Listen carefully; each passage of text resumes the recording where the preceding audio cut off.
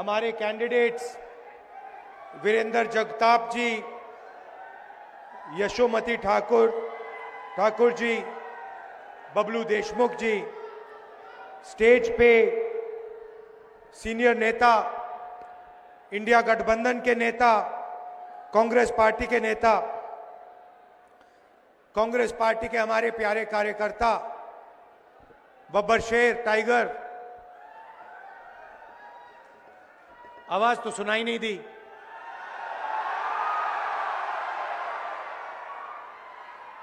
Shiv Sena, NCP और बाकी parties के, गठबंधन के पार्टीज के कार्यकर्ताओं का भी मैं यहां स्वागत करता हूं। आप सबका नमस्कार।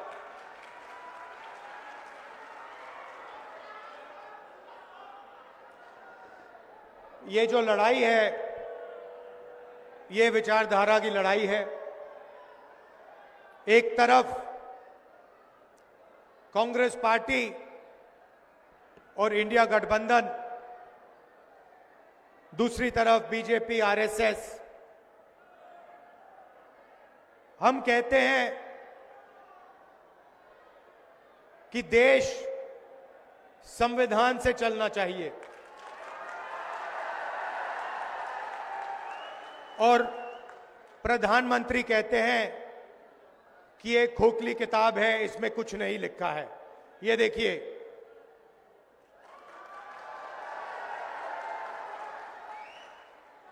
ये किताब खोखली सिर्फ आरएसएस के कार्यकर्ताओं के लिए और बीजेपी के लोगों के लिए है। हमारे लिए ये इस देश का डीएनए है। इसके अंदर अंबेडकर जी की, फूले जी की, शिवाजी महाराज जी की, बुद्ध भगवान की, नारायण गुरु, बसवना, महात्मा गांधी, इन सब की सोच हमारे लिए इस किताब में है। और ये हमारे लिए एक नई किताब नहीं है, ये हमारे लिए हजारों साल पुरानी सोच है। और जो इसमें लिखा है उसी के लिए हजारों साल से हिंदुस्तान में लोग लड़ रहे हैं, मर रहे हैं।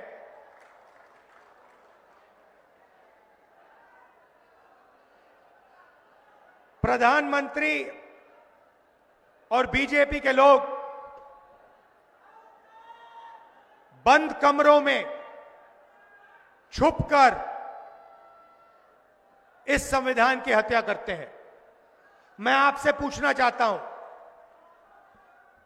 जब महाराष्ट्र की जनता से उनकी सरकार चोरी की गई, जिस मीटिंग में अदानी जी बैठे थे, अमित शाह जी बैठे थे, जो सरकार चोरी करने की मीटिंग थी, जिस मीटिंग में निर्णय लिया गया था कि एमएलएस को खरीदा जाएगा, करोड़ों रुपए के लिए खरीदा जाएगा, क्या जब अमित शाह जी और बीजेपी के लोगों ने यह मीटिंग की, जब उन्होंने आपकी सरकार खरीद कर आपसे चोरी की, क्या वो संविधान की रक्षा कर रहे थे? इसमें कहां लिखा है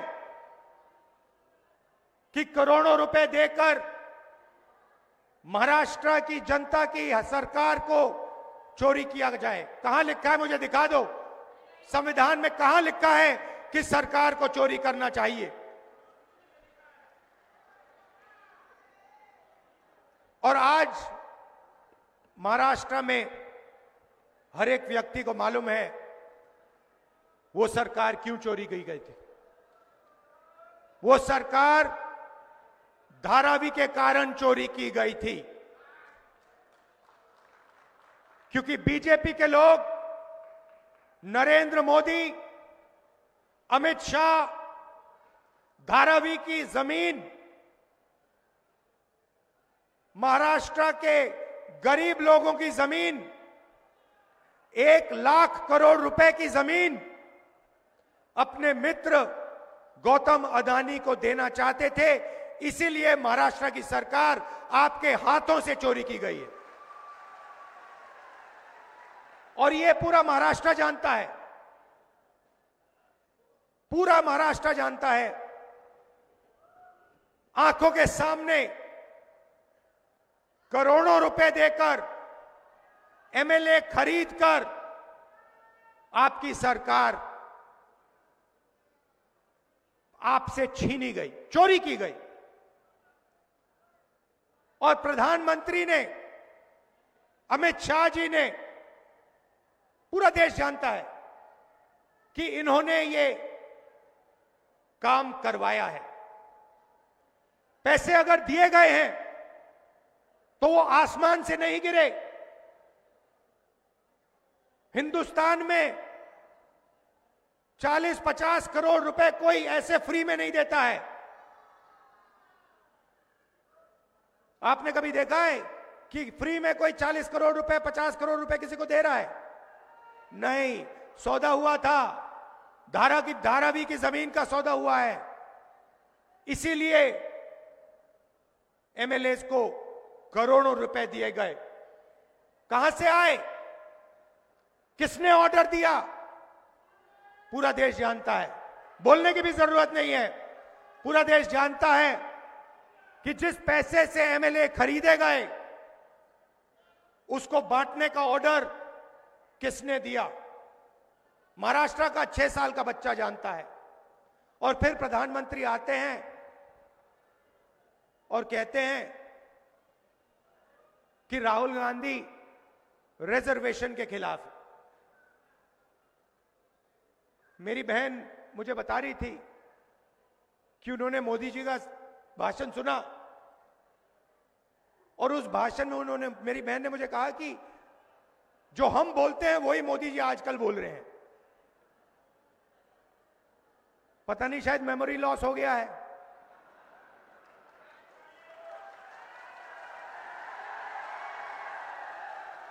जैसे अमेरिका का पूर्व राष्ट्रपति था, कभी कुछ बोलता था, कभी कुछ बोलता था, भूल जाता था। उसको याद दिलाना पड़ता था पीछे से, भैया आपको ये नहीं बोलना, आपको ये बोलना है। वहां पे यूक्रेन का राष्ट्रपति आया और अमेरिका के राष्ट्रपति ने कहा कि भैया रूस के राष्ट्रपति पुतिन आए हैं। उनके पीछे लोग आए, कहे नहीं नहीं नहीं भैया रूस के नहीं है, यूक्रेन के हैं। उनका मेमोरी लॉस हो गया था। वैसे ही हमारी प्रधानमंत्री का मेमोरी लॉस हो रहा है।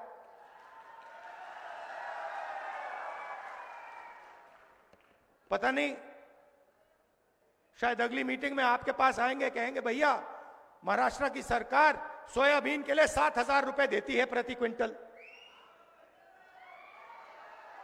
मैंने कहा कि बीजेपी कॉन्स्टिट्यूशन पे आक्रमण कर रही है। वो कहते हैं कांग्रेस पार्टी संविधान पर आक्रमण कर रही है। हर भाषण में मैं कह रहा हूं, मैं इसको लेके खड़ा हो रहा हूं, कह रहा हूं कि भाई इस पर बीजेपी आक्रमण कर रही है। 1 साल से मैं बोल रहा हूं। मोदी जी को पता लगा कि लोगों को गुस्सा आ रहा है, तो मोदी जी कह रहे हैं, राहुल गांधी कह रहा है कि राहुल गांधी संविधान पर आक्रमण कर रहा है। मैं हर मीटिंग में कहता हूं कि 50% की रिजर्वेशन की जो दीवार है उसको हम तोड़ के परे कर देंगे। लोकसभा में मैंने नरेंद्र मोदी जी के सामने बोला कि 50% की जो रिजर्वेशन की दीवार बना रखी है, जिसको आप नहीं तोड़ना चाह रहे हो, उसको हम लोकसभा में तोड़ के दिखाएंगे। उनके सामने मैंने बोला, मेमोरी लॉस हो गई। मोदी जी कहते हैं राहुल गांधी रिजर्वेशन के खिलाफ है।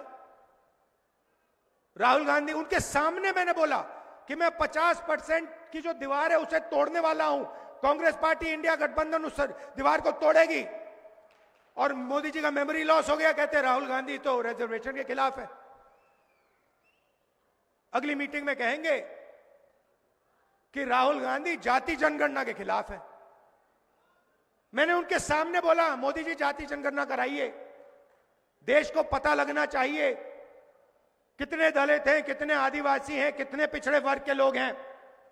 देश को पता लगना चाहिए कि इनकी भागीदारी कितनी है। आबादी, आप समझो, आप ताली बजा रहे हो मगर बात समझो। मैं 1 साल से हर भाषण में यह कह रहा हूं, मीडिया वाले दिखाते नहीं है, ये उनके हैं।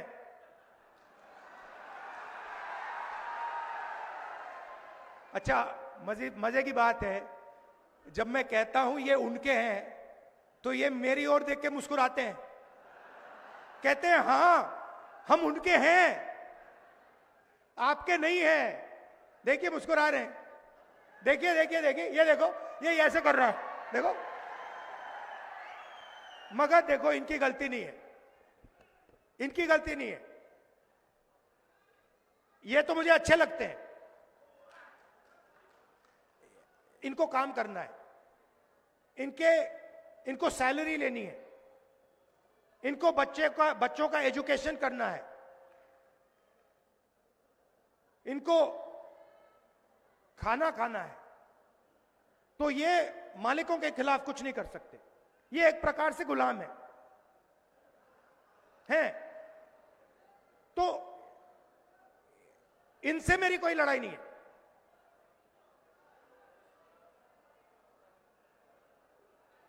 मगर ये हमारी बात कभी नहीं दिखाएंगे, 24 घंटा मोदी जी का चेहरा दिखाएंगे, हमारा भाषण कभी नहीं दिखाए। जैसे अभी मैंने बोला नरेंद्र मोदी जी का मेमोरी लॉस हो गया, ये कभी नहीं बताएंगे, सवाल नहीं उठता। आप देखना, आज शाम को टीवी देखना, कहेंगे मोदी जी की मेमोरी तो बड़ी जबरदस्त है, वो एक बार कुछ सुन लेते हैं तो 70 साल के लिए वो उसको भूलते नहीं है। और फिर उसमें जोड़ देंगे जब वो छोटे थे, झील में जाके वो मगरमच्छ से लड़े थे और मगरमच्छ को उन्होंने डुबाया। मगर जब गंगा जी में जाते हैं तो लगता है कि तैरना नहीं जानते हैं। तो मेरा कहना है कि लड़ाई संविधान की है। अंबेडकर जी की सोच, गांधी जी की सोच, बुद्ध भगवान की सोच, फूले जी की सोच, उसकी हम रक्षा कर रहे हैं। जब हम कहते हैं कि जाति जनगणना होना चाहिए, मैं आपसे पूछता हूं, क्या अंबेडकर जी जाति जनगणना के साथ होते या खिलाफ होते? साथ होते ना। फूले जी साथ होते, खिलाफ होते? बुद्ध भगवान साथ होते, खिलाफ होते? नारायण गुरु, बसवना, महात्मा गांधी साथ होते, खिलाफ होते? नरेंद्र मोदी खिलाफ है। नरेंद्र मोदी जाति जनगणना के खिलाफ है, क्योंकि अगर खिलाफ नहीं होता तो 5 साल 7 साल पहले वो उसको करवा देता। मगर नरेंद्र मोदी नहीं करवाना चाहता है, और आज मैं आपको ये बताने आया हूं क्यों। आपकी आबादी, पिछड़ों की आबादी 50% है, कम से कम। दलित 15, आदिवासी 8, माइनॉरिटी 15, जोड़ दो तो 90% हो जाता है। और 90% आपकी आबादी है। जीएसटी आप देते हो। ये जो हमारी बहनें हैं, जब आप साड़ी खरीदते हो तो आप 18% जीएसटी अपने जेब से देती हो। जब आप कुछ भी खरीदते हो उसमें ऑटोमेटिकली जीएसटी लग जाता है। अगर आपने अपनी बेटी के लिए एक साड़ी खरीदी, आप 18% जीएसटी देती हो। अगर वही साड़ी अरबपति अदानी ने खरीदी तो वो भी 18% जीएसटी देगा, वो 19% नहीं देगा। जितनी आप देते हो उतनी वो देता है। और ये सारी की सारी जीएसटी इकट्ठा होती है, दिल्ली जाती है और वहां पे बजट का निर्णय लिया जाता है। आपने देखा होगा सीतारमन जी सूटकेस लेके आती हैं पार्लियामेंट हाउस में, देखा ना आपने? महाराष्ट्र में दूसरा सूटकेस लेके आते हैं एमएलए वाला, वहां पे छोटा सा सूटकेस होता है, यहां पे बहुत बड़ा होता है। छोटा सा सूटकेस लेके जाती हैं और बजट पेश करती हैं। तो मैंने पता लगाया कि ये जो बजट है आपके जीएसटी का बजट, इसको कौन बनाता है। पता लगा कि 90 अफसर इस बजट को बनाते हैं। 90 अफसर सारे के सारे फाइनेंशियल निर्णय लेते हैं। महाराष्ट्र में कितना पैसा आएगा, सड़कों में कितना जाएगा, रेलवेज में कितना जाएगा, अग्निवीर होगा या नहीं होगा, सारे के सारे निर्णय 90 ब्यूरोक्रेट लेते हैं, आईएएस अफसर हैं। मैंने उनकी लिस्ट निकाली और मैंने कहा पता लगाते हैं कि 90 में से दलित कितने, आदिवासी कितने, पिछड़े वर्ग के कितने, और यह भी पता लगाते हैं कि जब धन बढ़ता है तो कितने रुपए का निर्णय आदिवासी अफसर लेते हैं, कितने का दलित लेते हैं, कितने का पिछड़े वर्ग लेते हैं। आज मैं आपको ये बताना चाहता हूं, दलितों की आबादी 15%, 90 अफसर में से 3 आपके, और 3 अफसर अगर बजट में 100 रुपए बढ़ता है तो 3 अफसर पूरा मिलाकर 100 में से 1 रुपये का निर्णय लेते हैं। दलितों की आबादी 15%, बजट में दलितों की भागीदारी 1 रुपया 100 रुपए में से। आदिवासी 8% आबादी, 100 रुपए में से 10 पैसे का निर्णय ये लेते हैं। आबादी 8%, भागीदारी 100 रुपए में से 10 पैसा। और पिछड़े वर्ग के कम से कम 50% आपकी आबादी है। 3 अफसर हैं आपके 90 में से, छोटे छोटे डिपार्टमेंट दे रखे हैं, और अगर आप ओबीसी अफसर को जोड़ दें तो 100 रुपए में से 5 रुपए का निर्णय ओबीसी अफसर लेते हैं। मतलब अगर आप दलित, आदिवासी और पिछड़े वर्ग को जोड़ दें तो 6 रुपए 10 पैसे 100 रुपए में से आप निर्णय लेते हो। आपकी आबादी 50%, 15%, 8%, 73% होता है टोटल, और आपकी भागीदारी 100 रुपए में से 6 रुपए। ये हो क्या रहा है? मैंने मजाक किया, मैंने कहा कि मीडिया में हमारे लोग नहीं है। मेरा मतलब क्या था, आप मीडिया के एंकर्स को देखिए, बड़े बड़े पत्रकारों को देखिए, उनके नीचे नाम आता है, उस नाम को पढ़िए, मालिकों के नाम पढ़िए, अदानी, अंबानी, टाटा, बिरला, ये नाम पढ़िए। नाम के पीछे सब कुछ है। और मुझे बता दीजिए, ये मीडिया वाले जो हैं, एंकर्स जो हैं, मालिक जो हैं, इनमें से दलित कितने, आदिवासी कितने, पिछड़े कितने? एक भी नहीं है। हिंदुस्तान की सबसे बड़ी कंपनियों की लिस्ट मैंने निकाली है, 200 सबसे बड़ी कंपनियों की लिस्ट मैंने निकाली है। मालिकों की लिस्ट, एक ओबीसी नहीं है, एक दलित नहीं है, एक आदिवासी नहीं है। तो हो क्या रहा है आप समझिए, हो क्या रहा है? आप हो किसान, आप हो मजदूर, आप हो बेरोजगार युवा, कौन? दलित, आदिवासी, पिछड़ा वर्ग और गरीब जनरल कास्ट। उसमें आप 5% गरीब जनरल कास्ट जोड़ दीजिए। आपको एमएसपी नहीं मिलती, आपके अस्पताल प्राइवेटाइज किया जा रहे हैं, आपके स्कूल और कॉलेज यूनिवर्सिटी प्राइवेटाइज किए जा रहे हैं, कहां जा रहे हैं? 5% लोगों के हाथ में जा रहे हैं, और जिनके हाथ में जा रहे हैं वहां पे आपको एक ओबीसी नहीं मिलेगा, एक दलित नहीं मिलेगा, एक आदिवासी नहीं मिलेगा। प्राइवेट स्कूल की लिस्ट निकाल लीजिए, बड़े बड़े अस्पतालों की लिस्ट निकाल लीजिए। अपोलो अस्पताल के मालिक का नाम देखिए, एस्कॉट्स का नाम देखिए, बड़े बड़े अस्पतालों की जो जो चेन है उनके नाम देखिए। एक दलित नहीं है, एक आदिवासी नहीं है, एक पिछड़े वर्ग का आदमी नहीं है। मतलब नरेंद्र मोदी हिंदुस्तान को 90% लोगों के लिए नहीं चलाता है, और नरेंद्र मोदी जी को वहां इसलिए बैठाया गया है कि 90% लोगों से जीएसटी का पैसा छीना जाए, जमीन छीनी जाए, और उन्हीं 20-25 अरबपतियों को दी जाए। मैं आपसे पूछना चाहता हूं, धारावी की जमीन अक्वायर हो रही है ना? हो रही है ना? 1 लाख करोड़ रुपए की जमीन है ना? गरीब लोग है ना? मैं आपसे पूछना चाहता हूं, कोलाबा की जमीन क्यों नहीं अक्वायर होती? जहां अमीर लोग बैठे हैं वो जमीन क्यों नहीं अक्वायर हो रही है?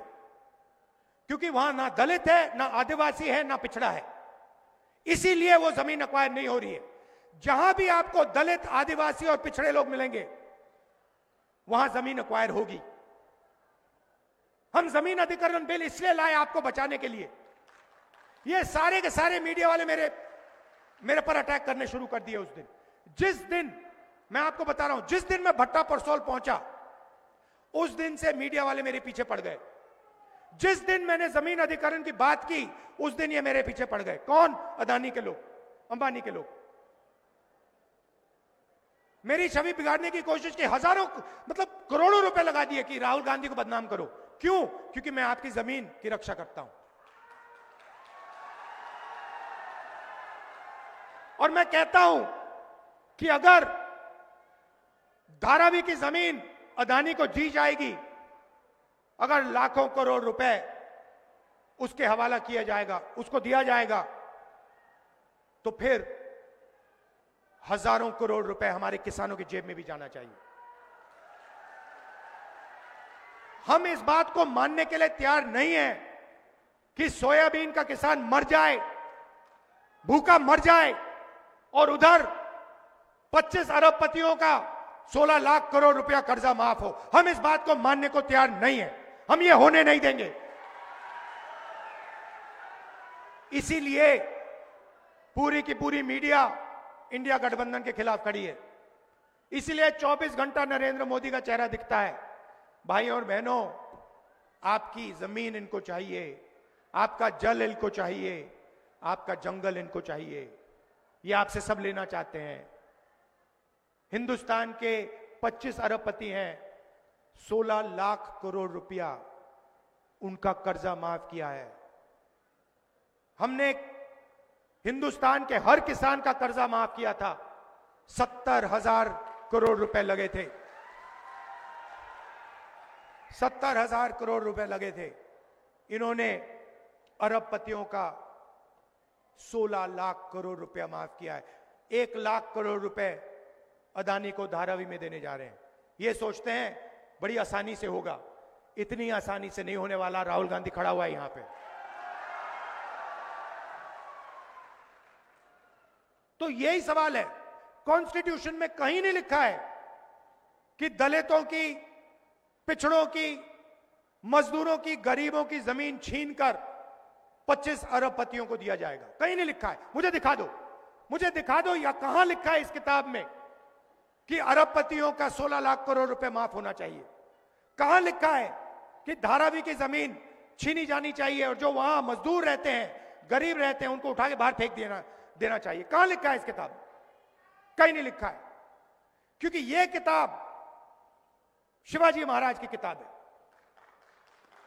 और शिवाजी महाराज मर जाते मगर गरीबों का नुकसान नहीं करते।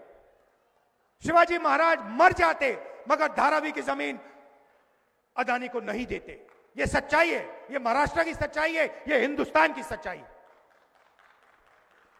तो इसीलिए हमने निर्णय लिया है, और यह शुरुआत है। दिल्ली में सरकार नहीं बनी, नहीं तो हम आपको अच्छी तरह दिखाते। हमने निर्णय लिया है कि अगर वो अरबपतियों को लाखों करोड़ रुपए दे सकते हैं तो हम महाराष्ट्र के किसानों को, मजदूरों को, महिलाओं को भी लाखों करोड़ रुपए दे सकते हैं। यहां महिलाएं आई हैं, हमारी सरकार यहां चुनकर आएगी।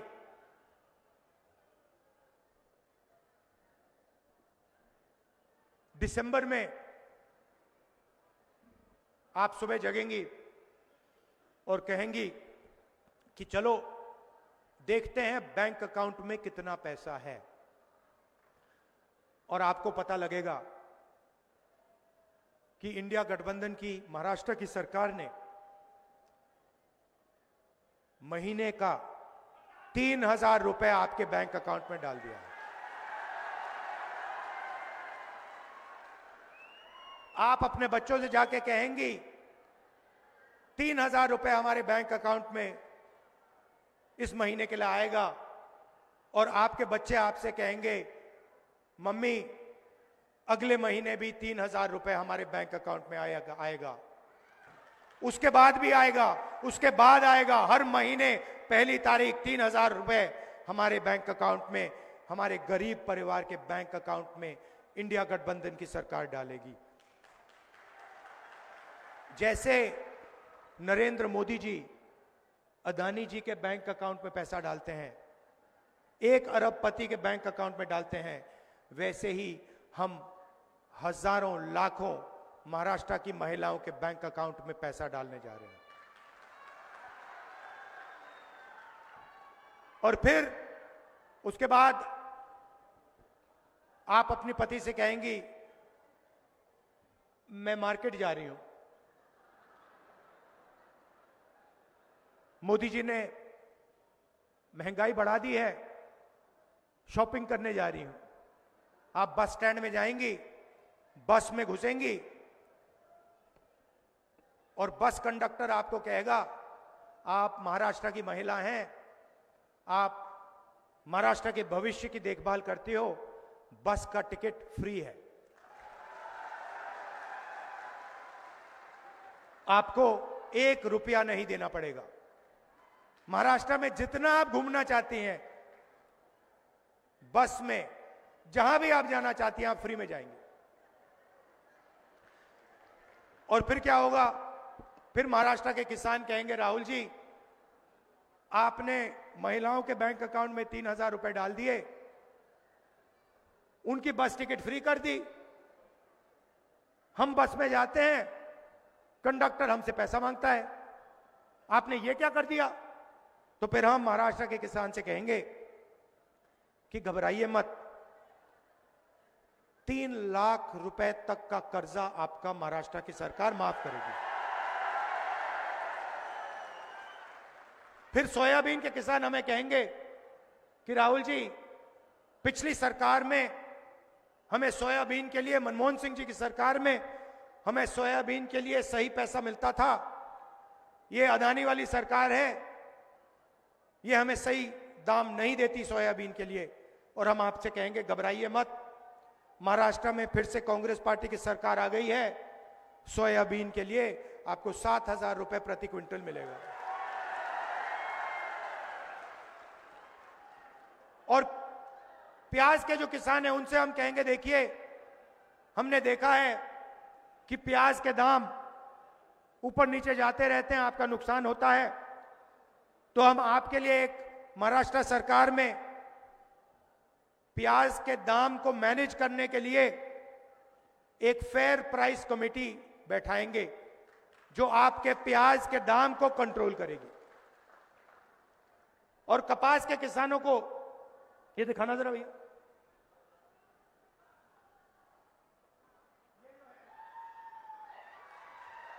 ये जो है ये महाराष्ट्र के किसान की मेहनत है। जो जैसे मोदी जी अदानी जी को फ्री में पैसा देते हैं ना, ये फ्री में नहीं बनता, ये मेहनत से बनता है, ये खून पसीने से बनता है। इसीलिए हम कपास के किसान को महाराष्ट्र में सही मिनिमम सपोर्ट प्राइस देने जा रहे हैं। बैठ जाइए। जाति जनगणना की मैंने बात की, दूध का दूध पानी का पानी कर देंगे। महाराष्ट्र में कास्ट सेंसस होगा, पिछड़े वर्ग, दलित, आदिवासियों को पता लगेगा कि महाराष्ट्र में उनकी कितनी भागीदारी है, उनकी कितनी जमीन है, कौन सी संस्थाओं में उनके लोग हैं, कौन सी संस्थाओं में उनके लोग नहीं हैं। ये सब हम आपको इंफॉर्मेशन, डेटा, 21वीं सदी का डेटा हम आपको पकड़ा देंगे। गरीब लोग बीमार होते हैं, प्राइवेट अस्पताल में जाते हैं, स्टेंट लगती है, वाल्व चेंज होता है, ऑपरेशन होता है, दवाई लेनी पड़ती है, पता लगता है लाखों रुपए खर्च हो गए। मैंने आपको पहले बताया कहां जा रहे हैं। दलित, आदिवासी, पिछड़े वर्ग के जेब से अरबपतियों की जेब में जा रहे हैं। मगर बीमार होते हो तो खर्च करना पड़ता है। राजस्थान में जब हमारी सरकार थी, हम एक योजना लाए, उसने लाखों लोग की जिंदगी बदल दी। योजना क्या थी? कोई भी इलाज गरीब व्यक्ति को करना हो, स्टेंट लगवानी हो, पेट का ऑपरेशन करवाना हो, वाल्व बदलना हो, कैंसर की सर्जरी करनी हो,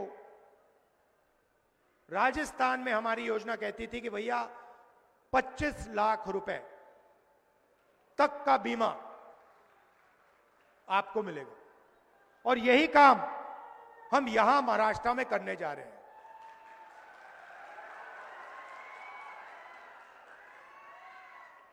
इस भीड़ में कोई भी बीमार हो, और अभी होंगे लोग जिनको ऑपरेशन करवाना हो,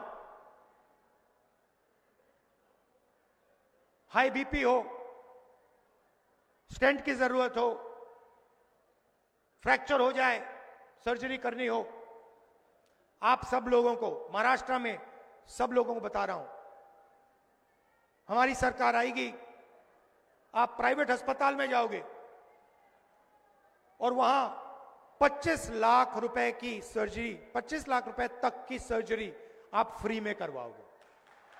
महाराष्ट्र की सरकार 25 लाख रुपए का बीमा आपको देगी। यह हमने राजस्थान में किया है, बड़ा सक्सेसफुल स्कीम था, बहुत फायदेमंद स्कीम था, वही हम यहां महाराष्ट्र में आपके लिए करने जा रहे हैं। यह मैं आपसे कहना चाहता था। हम रक्षा इसकी करते हैं, हम रिजर्वेशन को 50% से ज्यादा बढ़ाएंगे, हम जाति जनगणना करेंगे, और हमारा लक्ष्य है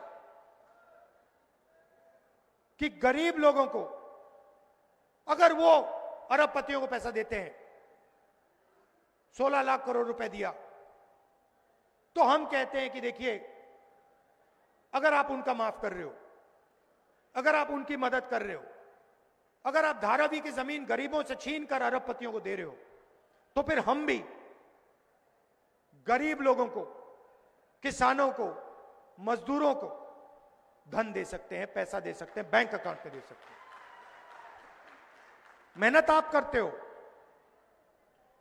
सड़क आप बनाते हो,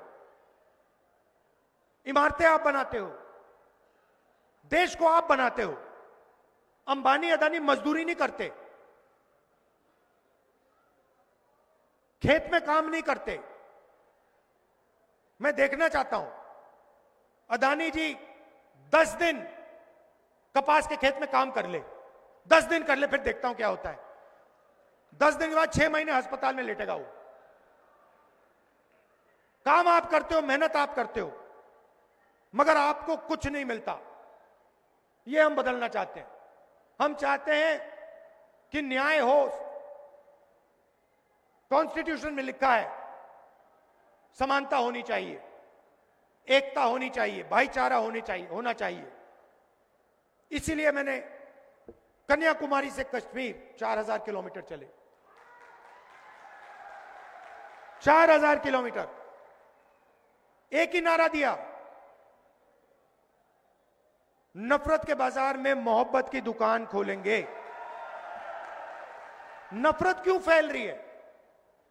नफरत इसलिए फैल रही है कि नरेंद्र मोदी जी ने रोजगार का सिस्टम खत्म कर दिया है।